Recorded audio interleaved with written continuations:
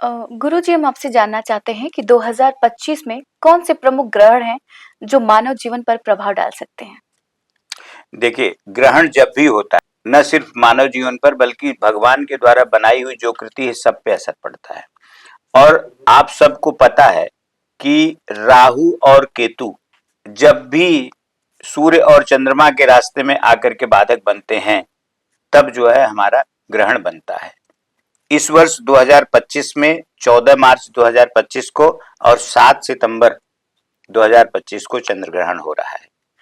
चंद्र ग्रहण जब भी होगा तो चंद्रमा जिसका दूषित होगा, चंद्रमा जिसका मैलिफिक होगा, चंद्रमा जिसका पीड़ित होगा, चंद्रमा जिसका कमजोर होगा, उसके ऊपर असर आएंगे।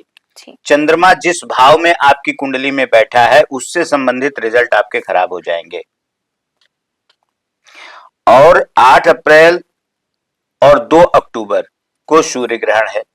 तो इसी तरह से जो सूर्य ग्रहण जब घटेगा तो उससे 2 दिन पहले और 1 सप्ताह बाद तक सूर्य आत्मा का कारक है।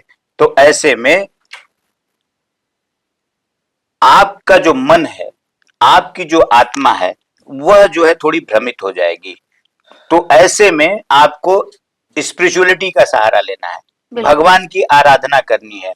आप देखिए कि जो सिद्धियों के जो साधन हैं वो ग्रहण काल में किए जाते हैं। रात्रि जागरण, बड़ी बड़ी सिद्धियां बड़े बड़े योगी ग्रहण काल में करते हैं और मोक्ष के समय जो है उसको उससे हटते हैं। तो कहने का मतलब है कि उस टाइम में आप अपने आप को स्पिरिचुअली जितना एनर्जाइज कर लीजिएगा वह आपके के लिए लाभदायक है।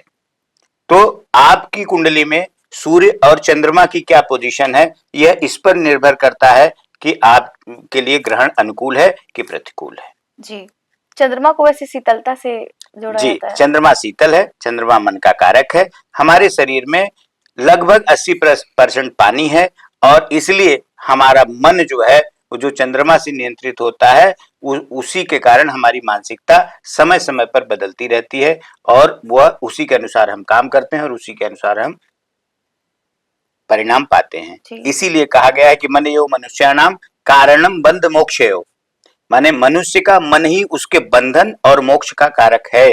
तो जिसका मन सही है उसका सब कुछ सही है। तो चंद्रमा को नियंत्रित करना तो ठीक है, और जब चंद्रमा खराब हो तो माँ की और माँ के जैसे लोगों की उपासना बढ़ा दीजिए।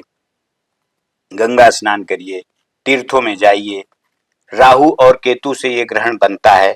जब भी राहु और केतु सूर्य और चंद्रमा के साथ कंबाइंड हो जाते हैं कुंडली में तो ग्रहण योग का निर्माण हो जाता है। जिसकी भी कुंडली में यह योग बन रहा है उसे, अगर सूर्य ग्रहण बन रहा है तो पिता का सम्मान बढ़ा दीजिए, पिता के तुल्य जो लोग हैं उनका सम्मान बढ़ा दीजिए। पिता की रिस्पेक्ट हर स्थिति में होनी चाहिए, चाहे वो आपके लिए शुभ साबित हो रहे हैं या अशुभ साबित हो रहे हैं। माँ के साथ अगर चंद्रमा से ग्रहण बन रहा है आपकी कुंडली में तो आप माँ के साथ संबंधों को अच्छी तरह से निभाइए।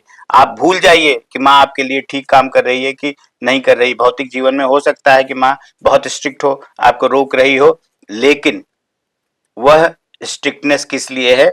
आपके बेटरमेंट के लिए है। तो आप चंद्रमा को ठीक करना है तो माँ को ठीक करिए, माँ की सेवा करिए, माँ की आज्ञा मानिए, माँ के अनुकूल चलिए, ग्रहण आपका कुछ नहीं करेगा।